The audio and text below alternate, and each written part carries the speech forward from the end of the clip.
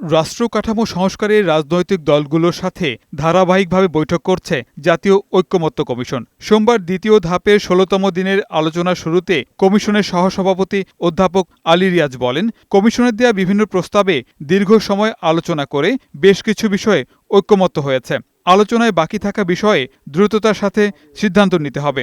যদি আমরা ঐকমত্যে ৩১ তারিখের মধ্যে পৌঁছতে চাই এবং যেটা আমাদের বাধ্যবাধকতা বলে আমি মনে করি, সেখানে পৌঁছতে হলে আগামী আজকে সহ যে 10 দিন, সেক্ষেত্রে আমাদেরকে দ্রুত সিদ্ধান্ত গ্রহণ করতে হবে। দু একটি বিষয়ে এখনো আলোচনা বাকি আছে, সেজন্য হয়তো একদিন দুই দিন বরাদ্দ করা যাবে, কিন্তু কিছু কিছু বিষয়ে সিদ্ধান্ত গ্রহণ ব্যতি রেখে আসলে অগ্রসর হওয়া যাবে না। আলী রিয়াজ বলেন, যেসব বিষয়ে দ্বিমত থেকেই যাবে তা জাতীয় সনদে উল্লেখ করা হবে।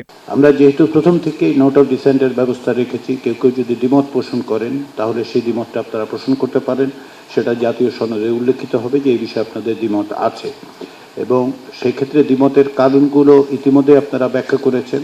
যদি প্রয়োজন হয় খুব সংক্ষেপে 30 সেকেন্ড 1 মিনিটের মধ্যে বলুন যে আসলে আপনার দ্বিমতে যায়, কিন্তু দীর্ঘ আলোচনার মধ্যে যাওয়া যাবে না।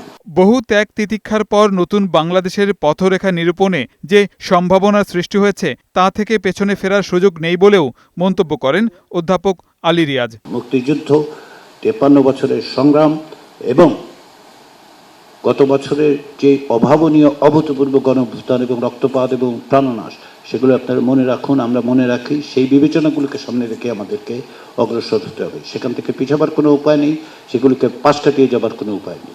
এরপর গতদিনের অমীমাংসিত আলোচনায় অংশ নেন বিভিন্ন রাজনৈতিক দলের শীর্ষ নেতারা।